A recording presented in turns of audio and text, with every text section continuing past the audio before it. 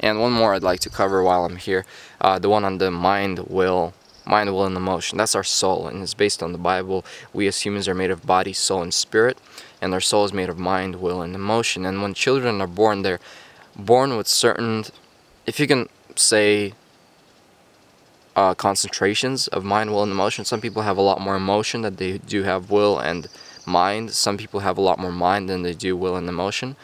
And here's what each of them means. Someone who is most concentrated in the mind field is the person who will think a lot.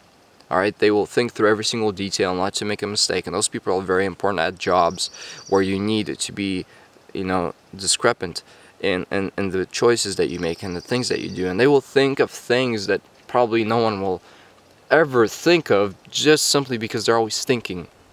This is the person who will probably study deeply science, philosophy, and stuff like that.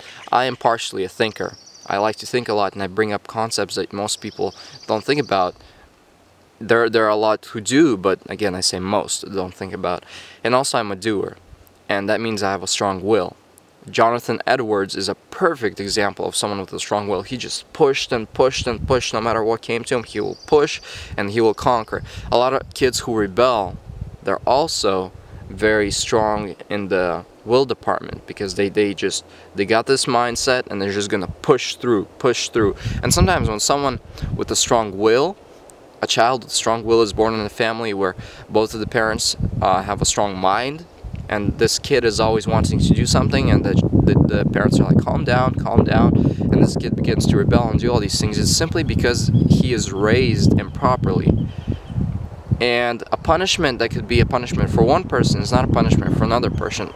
Let's say a person is strong in the emotion field. Someone who's strong in the emotion field needs to have a lot of socializing and a lot of communication with other people. And I ground him and I say, hey, you know what? Today you are gonna go and you're gonna go evangelize downtown because of what you did. And that's a weird punishment to do, but some parents who are very conservative do that. He'll be happy to do that because he might be a little afraid, but just that feeling gives him adrenaline and it makes him feel good to go and evangelize. But if you tell him to stay at home and you're grounded, you're not gonna go anywhere. I'm covering him because of the wind. And you're not gonna go anywhere.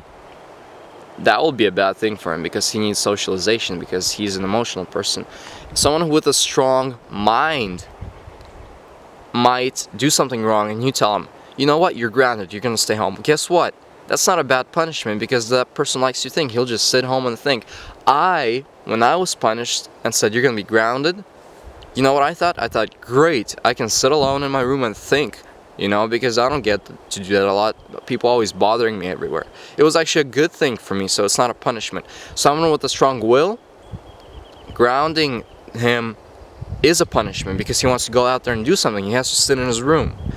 So when you understand that people are combinations of these three, and you can identify in your child which one of these he's most prevalent in, or it doesn't even have to be a child, maybe your friend, you know what that person likes, what emotional and physical and sensual needs that need to be satisfied and senses in that person to make him feel good, or you know how to punish that person or explain to that person why certain things are bad and he shouldn't do them based on his character and personality. Alright, and this is all based on the Bible. So God bless you guys, and if you master this, you can be a professional psychologist and you can predict how people will act in certain situations every single time and almost never be wrong if you master this. Because people are very predictable based on their personality, which is nature, and then the nurture, their environment, which then shapes them into who they are today.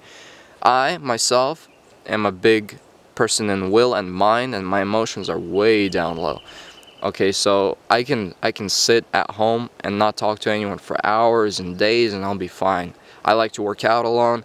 For me, having that communication, socialization, or socializing with other people isn't very a big factor. But when you stop me from doing the things I like to do, or when you tell me to do things I don't like to do, it might be a little problem there. So God bless you guys. I hope you can master this so that you can effectively use it for the building up of the church and for bringing people closer to Jesus Christ and God, and for strengthening them in their faith. So that's it for me. God bless. Bye-bye.